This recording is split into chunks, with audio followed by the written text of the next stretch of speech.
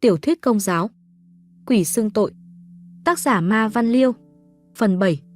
Sau khi thầy Hiền xuất tu, tôi cảm thấy mất đi một người bạn để sớm tối chia sẻ tâm tư một cách ưng ý. Trong nỗi tiếc nuối, thoạt đầu tôi nghĩ quấy, thầy Hiền đã phạm một sai lầm gì đó kín đáo đến nỗi không thể nói cho tôi biết. Nhưng càng ngày tôi càng hiểu ra mình đã nghĩ sai. Vì khoảng hơn một tháng sau đó, tôi nhận được thư của anh. Trong nhiều lá thư, anh viết rất dài để tôi thấy rằng người chết trở về còn nói nhiều điều gì đó khiến anh lo âu cho cuộc sống mai sau hơn là cuộc sống hiện tại. Vì có câu anh viết thế này: Liêu cứ tu tiếp nếu thấy hạp. Riêng mình, tự liệu sức không thể nên thánh qua con đường làm cha thiên hạ. Mình coi là quan trọng lắm cuộc sống sau, cuộc sống bây giờ thì ăn nhằm gì.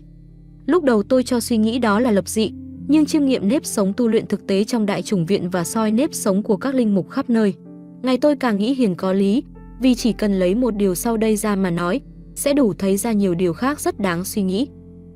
Đó là điều không mấy ai, từ đại chủng sinh cho đến các linh mục, chịu học bài học đơn giản, rõ ràng, dễ hiểu nhất do Chúa Kitô, Thầy Chí Thánh, đã ân cần dạy bảo. Hãy mang lấy ách của ta và hãy học cùng ta, vì ta hiền lành và khiêm nhượng trong lòng, và tâm hồn các ngươi sẽ gặp được bình an. Vì ách của ta thì êm ái và gánh của ta thì nhẹ nhàng. Có phải Chúa Kitô là vị giáo sư trên hết mọi giáo sư hay không? Có phải bài học của người cao siêu, trọng đại, tuyệt vời, vô cùng giá trị và vô cùng cần thiết hơn hết mọi bài học về thần học, tín lý, triết lý, tu đức, giáo sử, giáo luật, kinh thánh hay không? Vậy tại sao chẳng đại chủng sinh nào chịu học, thậm chí còn không nhắc đến bài học lớn lao, cao trọng và tiên quyết ấy đến nửa lời, trong khi suýt xoa khen ngợi, chăm chú ghi chép giữ gìn, học đi học lại và nhắc tới nhắc lui những bài học khác do người đời giảng dạy. Thật là một nghịch lý, nghịch lạ kỳ quái đến chướng tai gai mắt không thể tưởng. Tôi nghĩ chắc là thầy Hiền bỏ tu vì lý do đó. Quả thật, vì khinh thường, lãng tránh bài học cao vời của Chúa Kitô, nên các đại chủng sinh sau này ra làm linh mục luôn là những người hung dữ và kiêu ngạo, đối nghịch với những lời dạy trong bài học của Chúa. Hơn nữa, trở thành những phản nhân chứng phúc âm. Tôi trộm nghĩ, chỉ cần là một người dân bình thường, nếu chúng ta chưa biết gì về một tập thể hay tôn giáo nào đó, nhưng nhìn xem bộ phận nòng cốt của tập thể hay tôn giáo ấy biểu hiện sự hung dữ và kiêu ngạo, ắt chúng ta sẽ xa lánh ngay. Vậy nếu bộ phận nòng cốt và ưu tú của công giáo hung dữ và kiêu ngạo, chúng ta sẽ nghĩ sao? Xa hơn, liệu chúng ta có dám đề cập việc truyền giáo nữa hay không? Về vấn đề này, khi giảng cho tôi về bài học của Chúa Kitô, cha Sở Luca kể một câu chuyện đúng ngay vào trọng tâm. Cha kể, một hôm ông lực lượng đến xưng tội. Ông nói, gán cho chúng ta tội luôn rình rập cám dỗ loài người thì đúng là loài người các ông chẳng hiểu ất giáp gì. Vì loài người các ông bản chất quá cứng đầu cứng cổ. Đây, chúng ta chỉ cho ông thấy. Ông Chúa từng dạy và nêu gương sống hiền lành và khiêm tốn, thế mà giáo sĩ các ông đã không theo thì thôi, lại còn đi ngược. Từ đó khiến giáo dân đi lạc đường tất cả. Thế thì việc gì chúng ta phải cám dỗ? Cứ ngồi xem giáo sĩ đầu mục mù dắt mù cả hai rơi xuống hố thôi. Dứt lời ông lực lượng cười vang với vẻ thỏa thê khoái chí. Quả thực lúc đó tôi rất bất ngờ trước thông tin này, và chỉ thoáng nghĩ là tôi thấy hết sự việc. Đúng là các cố đạo nhà mình đều hung dữ và kiêu ngạo cách này hay cách khác. Không dám gật đầu công nhận ngay, nhưng tôi cũng chẳng cách gì biện bạch hay tránh né. Ông lực lượng đề nghị, muốn không, chúng ta sẽ đưa ông đi gặp vài kiểu mẫu sống động. Tôi chưa kịp trả lời gì thì ông lực lượng rời khỏi tòa cáo giải nhanh như lúc ông ấy đến. Sáng sớm hôm sau dâng lễ xong, lúc vừa bước ra cửa sau phòng thánh, tôi bỗng thấy có một người đứng chờ. Thấy tôi, người ấy trao một phong thư có con niêm của tòa giám mục. Mở ra xem, tôi quẩy quả về nhà điểm tâm qua loa rồi vội vã khăn áo lên đường về tòa giám mục. Bước vào phòng đức giám mục, tôi thấy ngài đang chờ sẵn. Ngài nói, anh Luca, tôi nhờ anh đi chính trị và RG thay tôi. Có xe chờ sẵn dưới nhà, anh đi ngay cho. Đứng lên như giục đi cho lẹ, đức giám mục còn trao tôi thư giới thiệu và một sơ mi dày cộm giấy là giấy. Ngài bảo, ngồi trên xe anh có giờ mà đọc hết những thứ này. Đọc xong anh sẽ hiểu anh phải thay tôi làm gì. Ngồi trên xe, chiếc Peugeot màu mỡ gà êm như du của đức giám mục, tôi tự hỏi, việc gì thì việc. Còn có nhiều đấng bậc sang cả và giỏi giang hơn mình, sao đức giám mục lại sai mình? Ấy là vì lúc đó tôi quên biệt những gì ông lực lượng nói với tôi vừa mới hôm qua. Tôi lần lượt đọc hết những lá đơn giáo dân của họ đạo lớn ở tỉnh CT và ở vùng RG kiện hai cha sở của họ kèm. Theo mỗi lá đơn là những lời đe dọa đại loại nếu tòa giám mục không hoặc giải quyết không tới nơi tới chốn, họ sẽ bỏ đạo theo Việt Cộng. Phần lớn thời gian còn lại ngồi trên xe tôi chỉ biết cầu nguyện xen lần chuỗi và moi cái trí khôn bé bỏng, thấp hèn của mình ra mà nghĩ xem phải làm gì khi đến với hai ông cha từng nổi tiếng trời ơi đất hỡi này. Quá trưa tôi đến giáo xứ HG tỉnh Công Ty, đi vào khu vực nhà thờ được xây dựng như một khu quân sự, doanh trại quân đội. Dù nhiều người nhận ra xe của Đức Giám Mục, nhưng tôi vẫn bị chặn đi chặn lại nhiều lần, mất bộn giờ mới vào được đến nhà xứ. Cha Sở, bạn học cùng lớp của tôi, mặc quân phục sĩ quan với quân hàm cấp tá trông rất oai vệ, đón tôi không được vui vẻ tự nhiên như mọi khi. Có lẽ anh ta đánh hơi chuyện chẳng vui, khi thấy một tay nhà tu quèn như tôi bỗng ngồi xe Đức Giám Mục đến đại bản doanh của anh. Tôi lưu lại 3 ngày, nắm được tổng quát sự việc. Sự việc ấy là cha Sở lập tiểu khu tuyển thanh niên họ Đạo đi lính để họ vừa được khỏi bị bắt quân dịch vừa tự bảo vệ được giáo xứ. Nhưng như người đời đúc kết kinh nghiệm, quyền lực càng cao, người sẵn tính nóng càng nóng dữ. Anh bạn tôi vốn tính đã nóng nảy, nên giờ đây anh trở thành một hung thần khét tiếng khắp vùng. Giáo dân kể lại nhiều việc nghe thương tâm, ví dụ mới đây anh tiện tay chộp lấy một khúc gỗ mới, to đến 10 phân vuông, đánh một anh lính đến vào quân y viện rồi tử thương luôn trong đó. Suốt 3 ngày tôi chỉ nghe mà không biết phải nói gì, làm gì. Sáng ngày thứ 3, thấy ở lại cũng chẳng ích gì, tôi ra về. Lúc bắt tay từ biệt anh, tôi nói nhỏ kiểu vớt vát. Anh biết mình đến đây không phải để thăm anh chứ. Cha Sở thiếu tá bạn tôi nhướng đôi lông mày rậm như hai con sâu gióm.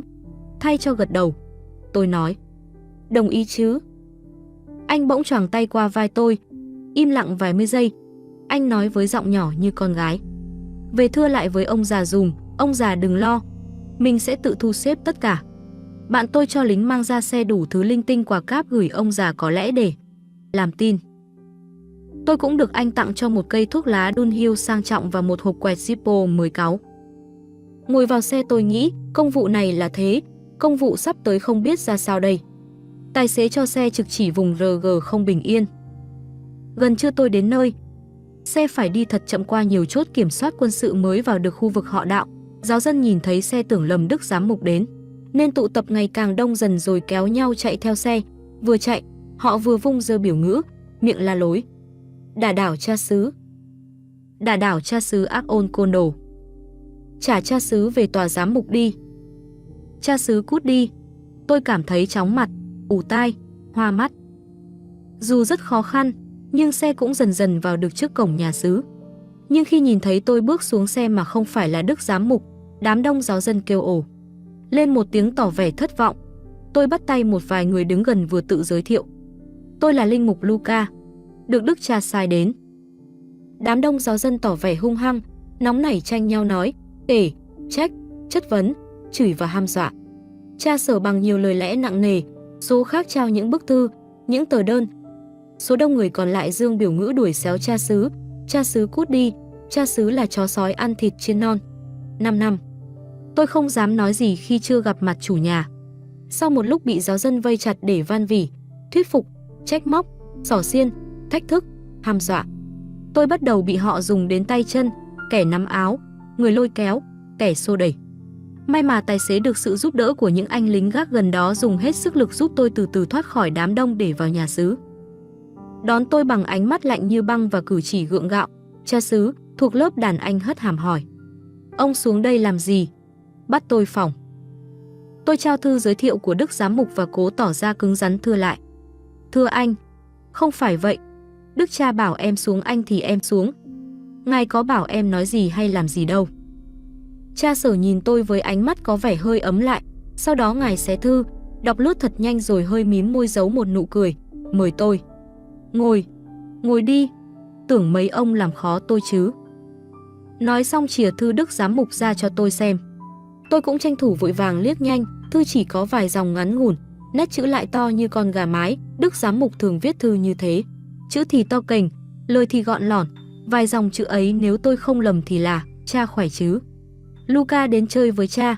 Liệu mà vui vẻ mí nhau. Mặc cho giáo dân la hét bên ngoài rồi tan dần, cha Sở từ từ vui vẻ với tôi khi thấy Đức Giám Mục viết thư vẫn xuề xòa, còn tôi thì chẳng mang theo bất cứ sứ mạng gì.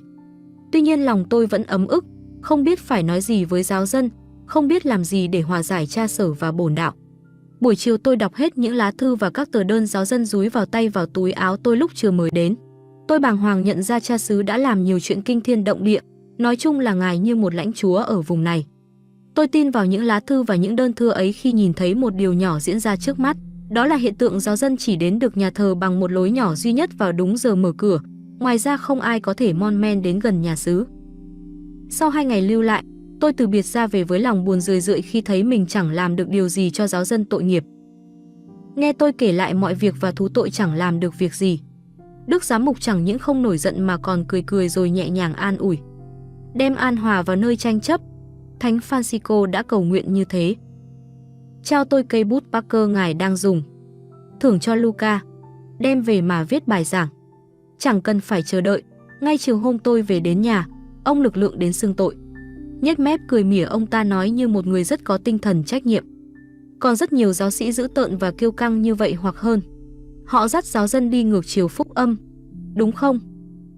Tôi chống chế cách yếu ớt. Thời buổi chiến tranh, mọi sự đều bất ổn. Không để tôi nói hết, ông ta chặn liền. Đừng xạo. Xưa nay giáo sĩ đều như thế, làm ngược với những điều chính miệng họ rao giảng. Chúng ta đây chẳng cần gì cám dỗ. Ông không thấy à? Tôi có cảm giác buồn lo, giống y cái cảm giác lúc trước khi ngồi trong phòng đức giám mục. Tôi hỏi. Ông tỏ cho tôi biết tất cả chuyện này để làm gì? Ông lực lượng cười cách cay độc xong trợn mắt nhìn thẳng vào mặt tôi, gằn giọng. Để nhạo các ông, giả hình, dị hợm. Những lá thư sau, thầy Hiền có đề cập nhiều điều, trong đó điều làm tôi suy nghĩ nhất là sức người có hạn. Mỗi người chỉ nên chuyên một việc. Ai ôm đồm nhiều việc cùng lúc chắc chắn sẽ không hoàn tất việc nào. Cha ông từng dạy, nhất nghệ tinh, nhất thân vinh, một nghề mà tinh xảo, ắt một đời hiển vinh. Một nghề thì kín, 9 nghề thì hở. Linh mục chuyên lo việc phần hồn. Nếu chuyên chú chỉ một việc ấy sẽ được hoàn tất mà chính linh mục cũng sẽ lành. Nhưng linh mục đã coi xứ là việc hành chánh, đúng ra đó là việc phần hồn, nhưng từ lâu những việc phần hồn ấy đã bị hành chánh hóa, cơ chế hóa, thủ tục hóa. Ví dụ lo cho trẻ em học giáo lý để lãnh nhận các bí tích. Việc hành chánh khiến chức linh mục trở thành một chức quan nhỏ. Đã là nhân viên hành chánh, hơn nữa, đã là một viên quan thì nhiều lúc hoặc vĩnh viễn không thể giữ tác phong của một người hướng đạo tinh thần, của một người chuyên lo việc phần hồn. Nói tóm, linh mục không thể giữ hiền lành và khiêm nhượng trong lòng như Chúa dạy. Từ đó nảy sinh nhiều chuyện bất ổn, trái khoái khác không kể xiết. Vì đức giám mục giáo phận sống rất có tình nghĩa, nên các linh mục thường gọi bằng ông già, hàm ý tôn kính ngài như một người cha. Một khi việc phần hồn bị biến thành việc hành chính, đạo mới Chúa Kitô thiết lập đã trở thành đạo cũ với quân phá rai là hình tượng. Từ đó, giáo dân cảm thấy ách Chúa không còn êm ái, gánh Chúa không còn nhẹ nhàng. Vì hành là chánh nên giáo dân thường thở than với nhau, luật đời gánh đã nặng, luật đạo còn đè nặng thêm. Ai nghĩ sao thì nghĩ, phần tôi cứ nghĩ sự ngộ nhận là một căn nguyên gây nhiều hậu quả tai hại nhất. Vì sự ngộ nhận dẫn dắt con người đi theo hướng lệch lạc, có khi đi ngược sự thật, đồng thời từ đó phát sinh nhiều tội lỗi. Có người tự ngộ nhận, có người do người khác làm cho ngộ nhận, hoặc do cả một hệ thống ngộ nhận rồi kéo mình theo. Có kẻ ngộ nhận mà vô tư không biết mình đang sai lầm, nhưng cũng có kẻ biết mình đang ngộ nhận mà vẫn cứ để mặc sự ngộ nhận ấy liên tiếp xảy ra vì thấy mình đang được lợi lộc. Đọc phúc âm tới chỗ Đức Mẹ Maria và Thánh cả Giuse lên đền thờ Jerusalem để dâng Chúa Hài Nhi vào đền thánh theo luật định. Người ta thấy ngay đoạn tiên tri Simeon tiên đoán về Chúa Hài Nhi. Trong lời tiên đoán ấy có một câu rất đáng chú ý. Thiên Chúa đã đặt cháu bé này làm duyên cớ cho nhiều người Israel phải vấp ngã hay được trỗi dậy. Lời tiên tri trên rõ ràng đã được ứng nghiệm. Chẳng những bản thân Chúa Kitô mà cả những lời người dạy trong phúc âm cũng làm cớ cho nhiều người vấp phạm hay được trỗi dậy. Vì trong khi có người tìm thấy trong phúc âm sự sáng soi để trỗi dậy đến với nước trời, thì có rất nhiều người chẳng những đã không chịu mở mắt ra để thấy và trỗi dậy, lại còn bằng tà dục, đập dập bẻ cong lời Chúa theo hướng kiêu căng, ích kỷ, cầu danh cầu lợi, làm cho mình và cả những người khác hiểu lầm, ngộ nhận luôn lời Chúa. Chính vì vậy nên Thánh Gioan Tẩy Giả mới có những lời kêu gọi vô cùng thực tiễn. Hãy dọn con đường cho Đức Chúa, sửa lối cho thẳng để người đi. Mọi thung lũng phải lấp cho đầy, mọi núi đồi phải bạt cho thấp, quanh co phải uốn cho ngay, đường lồi lõm phải san cho bằng, dọn con đường cho Đức Chúa, sửa lối cho thẳng để người đi, có nghĩa là đọc hay nghe và đón nhận lời của Chúa dạy trong phúc âm. Nếu đọc hay nghe phúc âm với lòng đã được dọn kỹ, khiêm tốn, vô tư, ngay lành như Thánh Doan Tẩy Giả đã bảo thì lập tức sẽ thông hiểu Chúa nói gì và thích thú thực hành chăm chỉ. Lời Chúa lúc này khiến họ trỗi dậy và thẳng tiến đến nước trời. Còn ngược lại, nếu đọc hay nghe phúc âm với lòng không được dọn dẹp, không bạt núi kiêu căng, không lấp hố tham, không sửa ý gian trá tà mị như Thánh Doan Tẩy Giả đã giao thì có đọc nhiều, nghe nhiều bao nhiêu cũng sẽ chẳng hiểu, chẳng thông và chẳng biết Chúa nói gì, hoặc hiểu nhưng cắt nghĩa sai rồi đi sai và lôi kéo nhiều người cùng sa xuống vực sâu tăm tối với mình. May mắn cho tôi làm sao? Được cha Sở Luca dạy dỗ, uốn nắn, cho nên trong những tháng ngày tuy còn học tập ở Đại chủng viện, nhưng tôi đã sớm nhận ra được rằng tu sĩ, giáo sĩ của chúng ta mắc nhiều ngộ nhận, đặc biệt những ngộ nhận về lời Chúa trong phúc âm. Với nhiều ngộ nhận lớn nhỏ, chúng ta đã đi lệch đường, rồi kéo theo những thế hệ giáo dân cùng đi lệch theo với chúng ta. Phải cậy vào lòng nhân hậu Chúa tôi mới tin nổi nhiều thế hệ giáo dân vô tội vẫn được hưởng ơn cứu độ dù ngộ nhận đủ điều. Rõ ràng Đại chủng viện không dạy, nhưng chẳng hiểu sao từng lớp người cứ mãi theo nhau mà ngộ nhận. Tôi xin kể đại khái vài ngộ nhận phổ biến như sau. Ngộ nhận linh mục là cha dưới đất trong kinh lạy cha. Ngộ nhận mình là người thánh. Ngộ nhận về đức tin. Ngộ nhận người đi tu là theo Chúa, giáo dân không phải và cũng không thể theo Chúa. Ngộ nhận chỉ có giáo sĩ mới là môn đệ, tông đồ, là thợ gặt, là ngư phủ đánh cá người, là men, là muối. Còn giáo dân chẳng là gì hoặc chỉ là những thứ còn lại. Ngộ nhận ý mình là ý Chúa. Ngộ nhận để được dỗi linh hồn phải giữ đạo, mà giữ đạo gồm siêng năng đi lễ, rước lễ và chịu các phép bí tích, năng xin lễ cho các linh hồn và lần chuỗi, đọc kinh hôm và kinh mai, vào hội đoàn. Ngộ nhận phạm đến giáo sĩ là phạm đến Chúa, gọi tội ấy là phạm thượng. Ngộ nhận ơn kêu gọi. Ngộ nhận giáo hội là tập thể giáo sĩ gồm linh mục trở lên. Sau khi thầy Hiền xuất tu được khoảng vài 3 tháng, trong Đại chủng viện có xảy ra một chuyện nho nhỏ, nhưng cũng đánh thức được một số thầy. Lớp chiết 2 bên dưới tôi 3 lớp có một đại chủng sinh tên Giảng. Đang tu học bỗng dưng Giảng trở chứng, có những lời nói, cử chỉ và hành động bất thường không giống ai. Những biểu hiện lạ ấy ngày càng kỳ hơn cho đến một hôm, giữa đêm khuya lúc mọi người đang ngủ, Giảng thức dậy đạp đổ lung tung rồi chạy sồng sộc đi khắp nơi trong khuôn viên Đại chủng viện. Vừa chạy Giảng vừa la hét kèm theo hành vi xé quần xé áo, bứt tóc bứt tai. Sau khi vất vả đưa Giảng đến được bệnh viện, các bác sĩ giúp ổn định, khám chữa và săn sóc cho cậu ta được hơn 3 ngày thì bỗng dưng Giảng trở chứng với những biểu hiện còn lạ kỳ hơn, không ăn không uống, cặp mắt đỏ ngầu, nhìn trừng trừng, hai tay luôn khua khoắng vẽ trong không khí những hình thù khó hiểu, tự xưng mình là Hitler tái thế, có lúc thuyết giảng huyên thuyên về nòi giống loài người. Đại chủng viện là nơi đông người thì có nhiều ý kiến góp lại thành sáng kiến. Sau khi kể cho các cha giáo nghe lý lịch sơ sơ, thầy Giảng là một người rất đam mê luyện võ và khí công, nhưng là luyện võ và khí công qua tiểu thuyết kiếm hiệp của tác giả Kim Dung, qua những thông tin về thần tượng võ thuật lừng danh bấy giờ là Lý Tiểu Long, và qua những thầy dạy cùng nhiều tài liệu có vẻ rất bí ẩn ngay từ khi còn ở tiểu chủng viện năm mọi người được các cha giáo cho phép tức tốc đi tìm một thầy võ nổi tiếng để đến thử thăm bệnh cho thầy Giảng.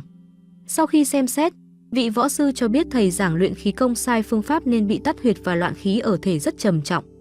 Vị võ sư được các bác sĩ cho phép dành 3 ngày vừa chữa trị vừa ở kề bên theo dõi thật sát. Tuy nhiên mới sau hơn 1 ngày, vị võ sư cho biết mình đã làm hết sức. Trước khi rút lui, ông để lại một lời khuyên gây nhiều kinh ngạc: nên tìm thầy bùa. Ban giám đốc hội ý rất nhanh và quyết định không mời thầy bùa, nhưng mời linh mục ca, một linh mục lão thành nức tiếng thánh thiện, đến với thầy Giảng. Vừa thấy vị linh mục già bước vào phòng, thầy Giảng nói ngay: ta là Hitler tái thế, làm gì được ta. Linh mục ca mỉm một nụ cười hiền khô: Hitler hả? Quá rồi, đọc sách Hitler nhiều quá xin lậm thuốc phải hôn. Cuộc đấu khẩu mất đến 5-3 phút, xoay quanh chỉ một việc thầy Giảng mắt long lên bảo mình là Hitler, còn linh mục ca cứ tưng tửng giễu cợt và phủ nhận. Đến một lúc giống như không còn kiên nhẫn được nữa với ông linh mục già cứng đầu, thầy Giảng nhào vô siết cổ linh mục ca. Với tất cả sức lực trai tráng của một anh y tá và 3 đại chủng sinh, 4 người hì hục vất vả lắm mới gỡ được tay thầy Giảng ra khỏi cổ linh mục ca, đưa thầy Giảng về lại giường và giữ chặt ở đó. Sự việc tồi tệ đến như thế, vậy mà lạ thay, linh mục ca vẫn cứ tỉnh dụi, lại còn bảo chúng tôi nhẹ tay, đừng làm thầy ấy đau tội nghiệp. Vuốt lại áo sống, ngồi xuống ghế, mắt không nhìn vào thầy Giảng, ngài nói với phong thái vẫn bình thản tự nhiên như chưa từng xảy ra chuyện gì: Thì mày là Hitler. Khỏe vậy thì đúng là Hitler thật rồi còn gì. Được, nhưng mày muốn gì? Thật trái ngược. Một bên thì nóng như lửa lò, dữ như trần tinh, còn một bên thì nguội như hồ nước lặng, hiền như cục đất. Linh Mục ca, đã làm cho đến quỷ cũng phải tức điên. Rồi vì không đè nẹt gì được đành phải chịu xuống nước dịu lại và ngồi yên. Tuy nhiên thầy giảng vẫn còn trừng trừng cặp mắt đỏ ngầu nhìn Linh Mục ca, vừa gầm gừ trong cổ họng. Tao muốn trả thù, tao muốn trả thù. HM, mày muốn trả thù ai? Trả thù vì cái gì? Tao muốn trả thù hết mọi người. Trả thù sao được? Mày từng giết hại quá nhiều người rồi còn gì. Mày đã ăn tươi nuốt sống bao nhiêu triệu người Do Thái rồi còn gì. Mày đã khiến, dễ chừng có đến, cả triệu thanh niên phải chết trong Thế chiến thứ 2 rồi còn gì. Còn nữa, còn nhiều nữa. Làm sao có thể kể hết số người mày đã giết hại trong các trại tập trung. Linh Mục ca, nói như tuôn, không để cho thầy giảng kịp nói. Lạ một điều, giọng nói của ngài vừa êm nhẹ như du chuyện, vừa có vẻ đanh thép như quan tòa tuyên án. Chúng tôi chứng kiến và thầm thán phục ngài làm sao. Tự hỏi, ngài là người từng trừ quỷ nhiều lắm hay sao mà gan dạ, mà dày dạn, mà khiến cho quỷ phải ngồi thu lưu chịu nghe một nước. Khi chúng tôi còn đang thắc mắc thì Linh Mục ca vẫn dịu dàng nói tỉnh bơ, nói có pha trò chút ít, nói như khinh rể chẳng coi ma quỷ hay Hitler ra cái giống gì. Thầy giảng vẫn im nghe, về sau thỉnh thoảng lại còn rút chân lên giường, có lúc lùi lùi một tí vào hướng vách tường. Bỗng Linh Mục ca hỏi, mày gieo gió thì phải gặt bão, còn về đây khuấy động mọi người để làm gì? Nhân danh Đức Chúa Cha, Đức Chúa Con và Đức Chúa Thánh Thần, mày phải trả lời, mày trở về đây để làm gì? Mãi một lúc sau thầy giảng mới hé môi. Cậu ta nói lý nhí rất khó nghe. Tao về đây để tạo thêm sự ngộ nhận. Vừa nghe không rõ, vừa nghe chữ nghĩa không phổ thông cho lắm, nên Linh Mục ca gặng hỏi. Mày nói cái gì? Ngộ nhận là ngộ nhận làm sao? Ngộ nhận cái gì? Thầy giảng trả lời vẫn với giọng nói khó nghe. Tao gieo nhiều sự ngộ nhận để phá hại chúng bay. Giáo sĩ sẽ ngộ nhận mình là Chúa. Linh Mục ca quan tâm đến chuyện khác, nên ngài hỏi. Nhưng sao lại nhập vào một con người trẻ tuổi vô tư chỉ biết có tu hành thế này? Thầy giảng trả lời. Vì tao thấy thần hồn này thích hợp với tao. Bây giờ mày có chịu rời xa người này không? Không, không, không. Thầy giảng hét to dần. Chứ mày muốn gì mà không chịu rời đi? Tao muốn tiếp tục giết cho được nhiều người. Đã chết rồi mà mày vẫn còn khao khát làm chuyện đó lắm sao? Vậy thì mày sẽ giết người bằng cách nào? Chúng tôi thấy câu hỏi nào âm hồn Hitler khó trả lời thì hắn im. Linh Mục ca nói tiếp. Mày phải rời xa người này. Không có cách nào khác. Người này đang đi theo Chúa. Thầy giảng vừa nghe xong chữ đi theo Chúa thì rú lên một tràng cười nghe hơi lạnh sống lưng. Cười đã đời xong cậu ta nói. Đi theo Chúa à? Ngộ nhận, sai lầm, láo khoét. Tại sao là ngộ nhận, là sai lầm, là láo khoét? Thôi thì mày cũng phải chừa đừng nhập vào những người tin Chúa. Vì Linh Mục ca chưa dứt lời, thầy giảng lại cười rú lên và nói. Ngộ nhận, sai lầm, láo khoét nữa. Linh Mục ca nói. Thì mày biết hết rồi còn gì. Biết như một người đắc đạo phúc âm vậy. Thôi đủ rồi, mày rút lui đi. Càng ở lại càng chuốc thêm oán ghét mà thôi. Trước kia cũng tại mày mà ngày nay ra nông nỗi. Việc mình làm sao mình lại muốn đổ chút trên đầu người không liên can. Mày hãy đi đi. Linh Mục ca đứng lên với dáng vẻ cương quyết. Ngài tiến đến gần thầy giảng vừa giơ cây thánh giá ra vừa nói. Rút đi ngay. Tao và mọi người không muốn mày ở lại đây nữa. Khi cây thánh giá gần đến người thầy giảng thì cậu ta ngã vật xuống giường dãy giật lên mấy cái rồi nằm im. Linh Mục ca đặt thánh giá vào môi cậu, đặt lên trán, lên người cậu. Thầy giảng nằm im và từ lúc đó ngủ một mạch cho đến sáng hôm sau. Thật là dễ dàng, thật là êm thắm. Khỏi phải nói, chúng tôi thuật đi thuật lại cho nhau nghe đến mỏi cả miệng, kèm theo là sự ngưỡng mộ Linh Mục ca. Không thể tưởng. Chúng tôi, tuổi trẻ hăng như ngựa non, còn rủ nhau bày đoàn. Kéo đến chỗ ở của ngài, đến để biết ngài sống khổ hạnh. Nhìn ngoài nhà xứ thì cũng tươm tất như mọi nhà xứ, nhưng vào đến phòng riêng của ngài thì mới thấy quá sơ sài, giản dị. Chợt nghĩ cha Luca cũng thế. Hình như vị nào có ân đức cao dày thì không cần gì nữa thì phải. Khi chúng tôi hỏi, thưa, cha làm cách nào mà quỷ sợ đến ríu ríu vâng lời một nước? Linh mục ca. Đáp. Có đức tin thật. Ngài giải thích ngay. Đức tin thật là thực hiện lời Chúa dạy, cho đến nơi đến chốn.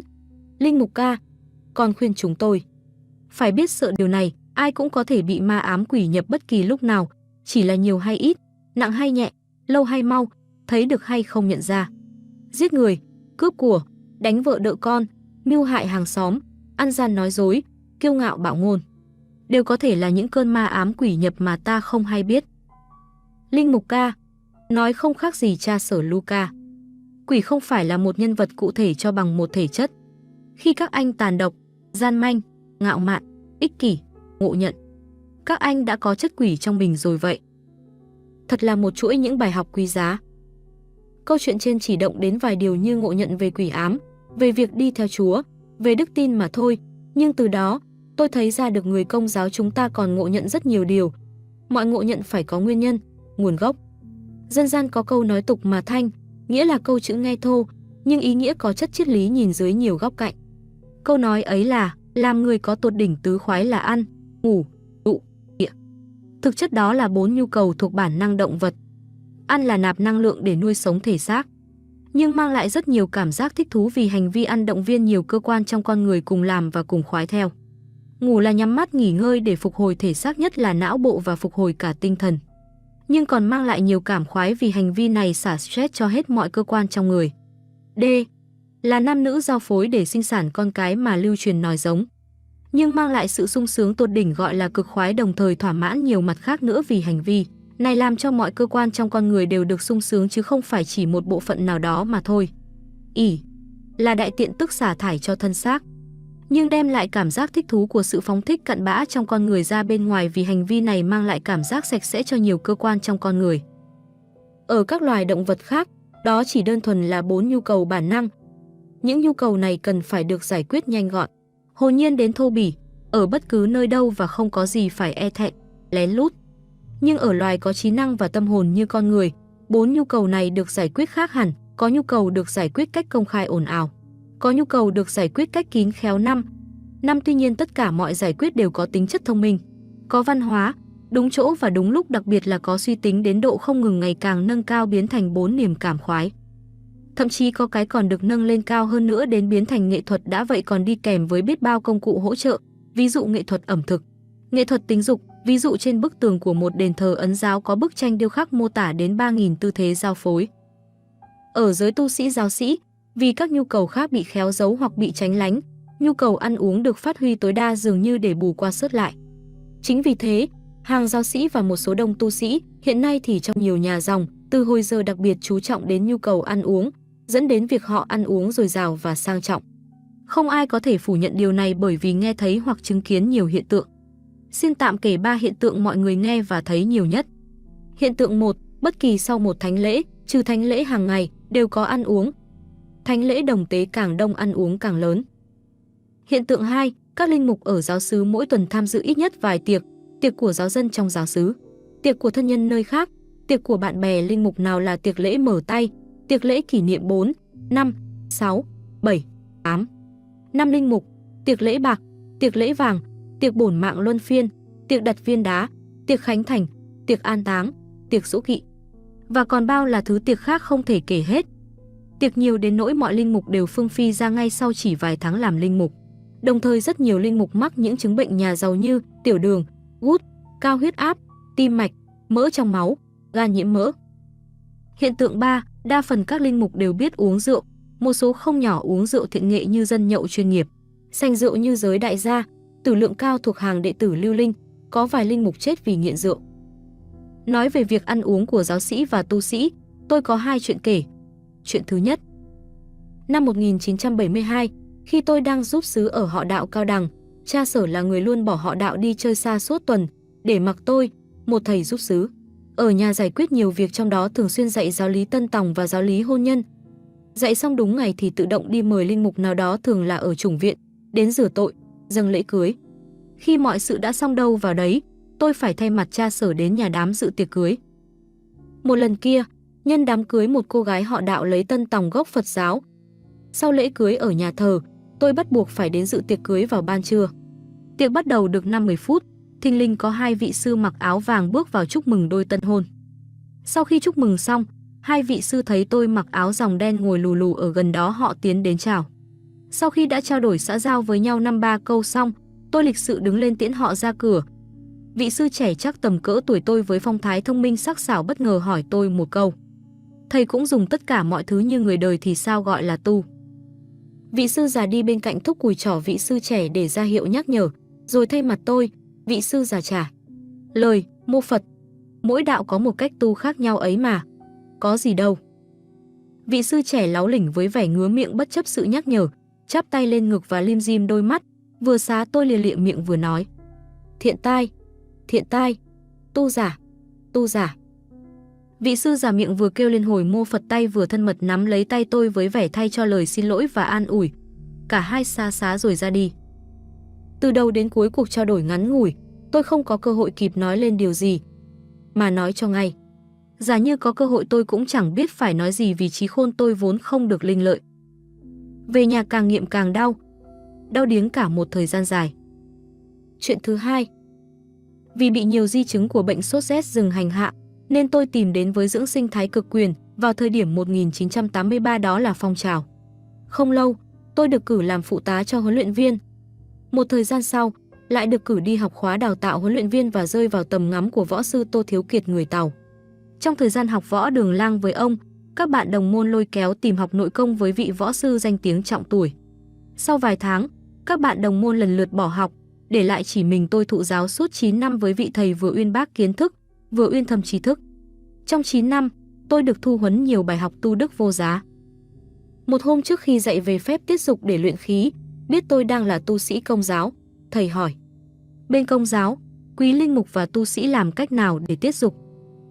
Vừa nghe xong câu hỏi, tôi biết ngay mình sẽ không có câu trả lời, bởi vì học suốt 8 năm tiểu chủng viện, 8 năm đại chủng viện, cộng với gần 10 năm chờ đợi xin được chịu chức linh mục. Có bao giờ tôi được học cách tiết dục, còn không được nghe nhắc đến. Suy nghĩ vài mươi giây, tôi trả lời thầy một cách gọi là để vớt vát thể diện. Thưa thầy, có hai cách, cầu nguyện và trách xa dịp tội. Ông thầy với đôi mắt hiền từ và bao dung, nhìn tôi một lúc rồi nói: bên Phật giáo cũng dùng hai cách đó. Nói đến đó thầy im lặng. Tôi có cảm giác thầy tránh nói ra một điều gì đó làm tôi ngượng ngùng. Một lúc sau, giống như đợi cho câu chuyện lắng xuống, thầy dạy: thân xác và tâm hồn là đôi bạn tri kỷ, muốn gì thì cả hai phải cùng làm mới mong đạt được ý muốn. Vậy muốn tiết dục, chỉ tụng kinh và tránh xa dịp tội là mới chỉ tiết dục tâm hồn. Phải kèm theo việc ăn uống có tiết chế và thiền tịnh mới tiết dục được cả con người. Người ta còn dùng rau răm để khống chế sự cường dương của phái nam vào mỗi buổi sáng, hay thực hiện bài tập sau đây. Lúc ấy tôi mới hiểu được, tu sĩ các đạo khác ăn chay trường để tiết dục, trong khi các linh mục tu sĩ ăn uống thả dàn, đã vậy lại còn uống bia rượu. Thử hỏi năng lượng dồi dào từ thịt và rượu cùng các gia vị đi kèm sẽ dùng vào việc gì? Trả lời câu hỏi ấy cũng là trả lời rằng các linh mục tu sĩ cầm tù linh hồn mà thả rông thể xác thoải mái, muốn làm gì thì làm. Tiết dục như thế là không tưởng. Khi còn ở Long Thạnh, tôi có kể trường hợp ông Ba Búa chuyên nghề làm thịt chó. Ông đi đến bất kỳ nơi đâu thì từ xa nhác thấy bóng, ngửi thấy hơi ông. Mọi con chó trong một vùng một bán kính rộng đều sủa ầm lên với vẻ tức tối. Sủa lớn và sủa dai đến nỗi ông đã đi khuất xa và lâu rồi chúng mới chịu dần dần nguôi giận bằng cách sủa lục ục trong họng như vẫn còn tức lắm, kèm theo nét mặt như muốn nói: đồ yêu tinh, nếu còn ở đây tôi còn sủa nữa cho mà biết. Dân cả vùng này mỗi lần thấy thế ai cũng phì cười. Tôi hỏi Tư Cô tại sao có hiện tượng ấy. Tư Cô giải thích: tất cả do trường năng lượng. Chỉ cần em giận ghét ai, năng lượng xấu từ em phóng ra bao trùm người ấy dù người ấy ở xa. Nếu có thêm những lời nguyền rủa đi kèm, năng lượng càng xấu và càng tác hại hơn nữa. Tôi hỏi thêm: như vậy những lời cha mẹ rủa xả con cái có làm hại chúng không? Có chứ. Ghim ghét thôi đã đủ gây hại, nói chi đến rủa xả. Tôi kêu thầm trong bụng: lạy Chúa, thảo nào Chúa dạy hãy cầu nguyện cho kẻ thù. Thảo nào chửi rủa hoài người xấu chỉ khiến họ ngày càng xấu hơn. Tôi thắc mắc, ông Ba Búa đi đến đâu chó cũng sủa. Là do năng lượng căm hận, uất ức, sợ hãi, đớn đau của những con chó bị ông ta sát hại luôn bao phủ ông ta. Loài chó là loài có khả năng thấy được những năng lượng đó. Tôi đi xa hơn. Hình như ăn nhiều thịt chó cũng bị tương tự. Không phải chỉ ăn thịt chó. Ăn nhiều thịt động vật khó lường được rằng sẽ có lúc ăn luôn cả những năng lượng xấu như sợ hãi, giận dữ, uất hận, tức tối, căm thù, bi thương, do chúng phát ra khi bị giết thịt. Tôi còn một câu chuyện khác để kể. Khi còn ở An Biên, có lần cha Luca dắt tôi đi thăm một linh mục ở một họ đạo nằm trong thành phố. Cha con choáng ngợp trước khung cảnh nhà xứ nguy nga. Cha Sở mời cha Luca ăn trưa đạm bạc. Tuy cha Sở ấy nói ăn trưa đạm bạc nhưng khi ăn xong tôi nghĩ thầm bữa ăn này phải nói là ăn trưa bộn bạc mới đúng. Vì có tới 7 món ăn ngon lành và quý hiếm, chưa kể món tráng miệng là món gây bỡ ngỡ cho tôi vô cùng. Nói ra xấu hổ. Được dịp, tôi đã ăn đến nơi đến chốn. Ra về, tôi hỏi cha Luca. Thưa cha, tại sao cha chỉ ăn qua loa? Cha Luca trả lời đơn giản. Cha không thấy đói con ạ. Trả lời xong ngài nói sang chuyện khác ngay. Về nhà vài hôm sau, trong câu chuyện gì đó, cha Luca dạy tôi. Cha X có lý do gì thì cha không biết, nhưng với cha, ăn như thế thì năng lượng dùng vào đâu cho hết. Thế là bản năng được dịp nổi loạn, dục tình dấy lên. Lúc đó tôi chưa hiểu ra, vì tuổi trẻ cần năng lượng để tăng trưởng, để cung cấp cho sự năng động. Sau này tôi dần hiểu ra cần phải biết ăn gì và ăn làm sao. Nhất là phải hiểu việc ăn uống có thể làm hại linh hồn và trí năng con người. Tục ngữ Việt Nam có câu, đi với bụt mặc áo cà sa, đi với ma mặc áo giấy. Trong trường hợp này nghĩa là nếu coi trọng việc ăn uống, suốt ngày và mọi việc, người ta cũng chỉ nghĩ được đến đó mà thôi. Nói về việc đi chùa tu, ông bà xưa dạy, tu đâu cho bằng tu nhà, thờ cha kính mẹ hơn là đi tu. Ý nói muốn tu thì chỉ cần ở nhà chuyên chăm hiếu thảo với cha mẹ là đủ, không cần đi tu. Đánh giá về đời sống tu, người xưa đúc kết kinh nghiệm, thứ nhất là tu tại gia, thứ hai tu chợ, thứ ba tu chùa. Ý nói tu tại gia là đời tu khó nhất, do phải giáp mặt luôn với người trong nhà thì khó mà bác ái, nhịn nhục. Tu ngoài chợ là đời tu dễ hơn một bậc, do đối diện chốc lát với những người xa lạ có bác ái, nhịn nhục cũng dễ hơn. Còn tu ở chùa là đời tu dễ nhất, do ở cùng những người đồng tâm lo việc tu sửa, bác ái và nhịn nhục. Với họ dễ như chơi. Nói về hiệu quả của việc tu, cổ nhân chỉ rõ, tu thân, tề gia, trị quốc, bình thiên hạ. Ý nói muốn làm việc đại sự, phải khởi từ việc tu thân, sửa mình, thiếu nó sẽ không thể được. Ba câu trên, cùng nhắn nhủ muốn đi được đường dài phải chăm lo từng bước nhỏ. Đường dài là làm việc lớn, bước nhỏ là tu sửa bản thân. Ba câu trên đều nói về tu. Vậy tu là gì? Là sửa. Vì tu là sửa, mà sửa là hành vi của kẻ khiêm tốn, chân thành. Sửa còn là việc diễn ra trong âm thầm, kín đáo, lặng lẽ, không ai đánh trống la làng cho mọi người biết mình đang sửa. Cũng không ai đem việc sửa chữa ra giữa đường giữa xá, bày biện công khai. Sửa xong thì tốt hơn chưa sửa. Người sửa là người rất mực quyết tâm, chịu đựng, nhẫn nhịn, không lên mặt hoặc cao giọng dạy đời.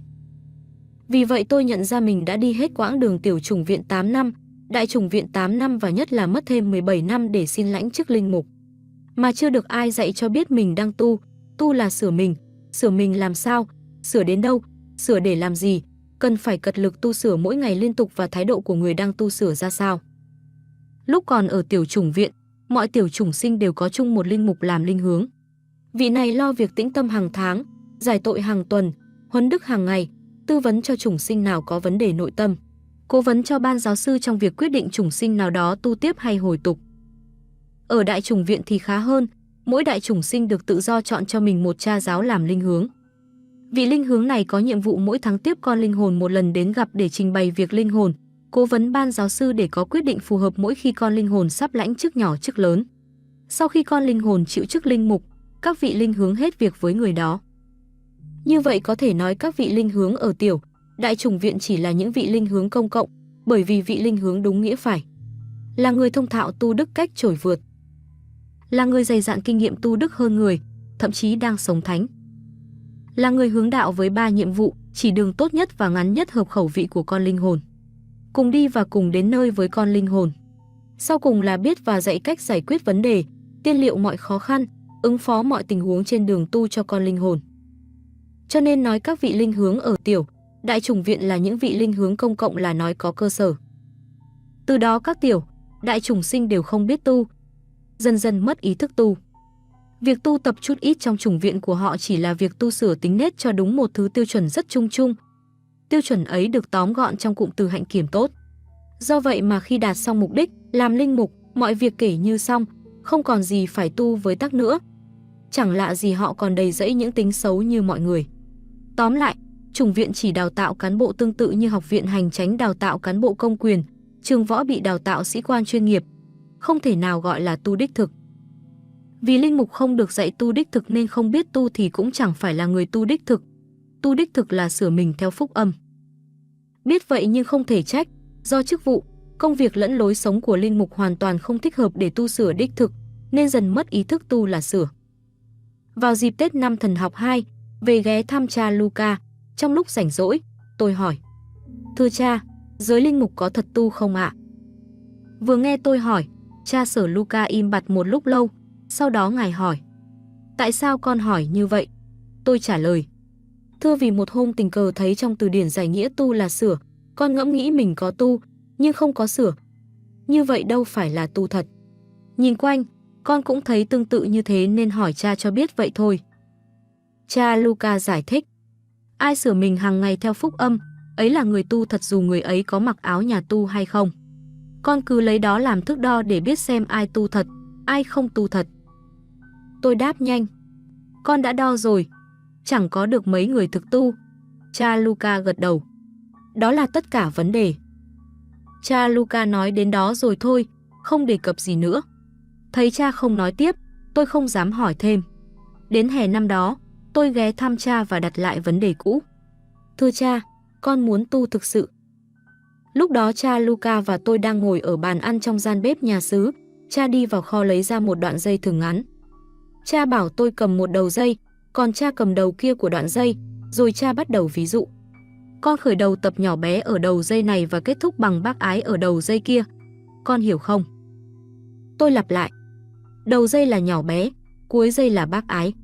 Nhưng tại sao nhỏ bé có thể biến thành bác ái thưa cha?" Cha Luca ôn tồn giải đáp: "Rồi con sẽ hiểu." Đây cha nói tiếp: "Để nhỏ bé, con có hai phương pháp Chúa Kitô dạy, một là hiền lành, hai là khiêm nhượng trong lòng. Muốn hiền lành con phải khiêm nhượng, muốn khiêm nhượng con phải hiền lành. Với hai phương pháp đó, con sẽ mau chóng trở nên nhỏ bé." Tôi nôn nóng: "Rồi làm sao, bác ái?" Cha Luca phì cười vì sự nóng nảy trẻ con của tôi. "Khi đạt đến nhỏ bé, con sẽ lập tức thấy ngay bác ái. Nói cách khác, chính con là bác ái. Bác ái lúc đó không phải là cái gì bên ngoài con, nhưng nó là chính con, giống như Thiên Chúa là tình yêu vậy." Chờ cho tôi thâm nhiễm xong, cha Luca mới nói tiếp: "Thiên Chúa nhỏ nhất cũng vừa vĩ đại nhất." Nói đến đó, cha Luca nối hai đầu dây lại thành một vòng tròn. Ngài thuyết minh: "Khi đã đến nước này rồi, nhỏ bé là bác ái là nhỏ bé. Chẳng còn ranh giới, chẳng còn phân biệt đâu là đâu nữa." Tôi hỏi: "Thưa cha, còn những nhân đức khác như quảng đại, nghèo khó, trong sạch, công bình, nhân hậu?" Cha Luca giơ đoạn dây thừng lên cao: "Nằm cả ở trong này. Đó chẳng qua là tên gọi để biệt phân. Biệt phân là lối dạy sơ yếu bước đầu đối với những ai chưa biết gì." Tôi hối hận với câu hỏi vừa xong. Nhưng thôi, có như vậy sự hiểu biết mới thêm chắc chắn. Không đợi cho tôi hỏi tiếp, cha Luca mở rộng thêm tầm nhìn: "Nhưng điều gì xảy ra nếu con tu sửa thật sự như thế?" Tôi trố mắt nhìn cha Luca.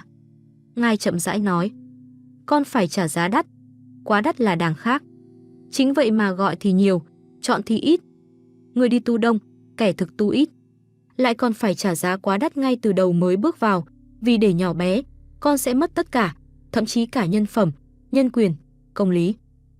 Cha Sở Luca còn nói tiếp, nhưng tôi mãi lo sợ, nên không nhớ hết những điều sau đó. Trở về nhà, rồi trở về đại chủng viện, tôi suy nghĩ liệu mình có tu nổi không. Tuy nhiên lúc còn đang trăn trở, bỗng xảy ra một chuyện mà tôi tin mình không thể nào quên. Đó là trong đại chủng viện, lớp thần học 3 được xếp 4 người một phòng. Trong phòng tôi có một anh bạn tên Đổi, hầu như một tuần có đến 4 đêm ngủ mớ, nghĩa là đang ngủ anh ta nói đủ thứ chuyện giống như đang thức. Vì nói chuyện sõi như không nên một hôm khi Đổi đang mớ, một anh bạn khác tên Hoàng bắt chuyện. Nhờ Hoàng khéo léo bắt đúng mạch chuyện Đổi đang nói, khiến cho hai bên đối đáp với nhau xuôi chảy rất lâu, giống như hai người cùng đang thức. Nhiều lúc hai anh em còn lại trong phòng rón rén bước đến gần để xem Đổi ngủ hay thức, ngủ thật hay chỉ đóng kịch. Xem xét và thử đủ cách vẫn thấy đúng là Đổi nói chuyện trong giấc ngủ. Chắc chắn nhất là sáng hôm sau, ba anh em cùng phòng rủ nhau khéo léo kiểm tra. Biết đúng là đổi không hề hay biết những gì mình đã nói trong giấc ngủ đêm hôm trước. Chính vì bắt được bí quyết nói chuyện với người đang ngủ, Hoàng có ác ý muốn khai thác những chuyện đời tư thầm kín của đổi. Ba anh em còn lại kịch liệt phản đối cho đó là nhẫn tâm. Cuối cùng Hoàng bỏ ác ý ấy. Hoàng chơi trò chơi nói chuyện với đổi nhiều lần, đôi khi có chúng tôi tham gia. Nhưng vào một đêm kia, Hoàng cũng nói chuyện với đổi giống như những đêm trước. Lần này Hoàng quyết định chủ động dẫn dắt câu chuyện. Khi đổi mở đầu mớ bằng một tràng tiếng Latin. Natura in minima maxima. Natura in minima maxima. Natura in minima maxima. Hoàng khéo léo nhắc lại. Đúng, cậu nói đúng. Natura in minima maxima. Nhưng câu này nghĩa là gì nhỉ? Đổi nói với giọng khinh rể. Gì? Ơi, thiên nhiên là to nằm co trong bé. Có thế mà không hiểu. Kém thế. Hoàng trả treo. Sao lại cái to nằm co trong cái bé? Thế là thế nào? Thấy đổi hơi cựa quậy như sắp trở mình, Hoàng vội vàng dùng cả hai tay đè lên ngực cố ngăn lại để đổi còn có thể tiếp tục câu chuyện.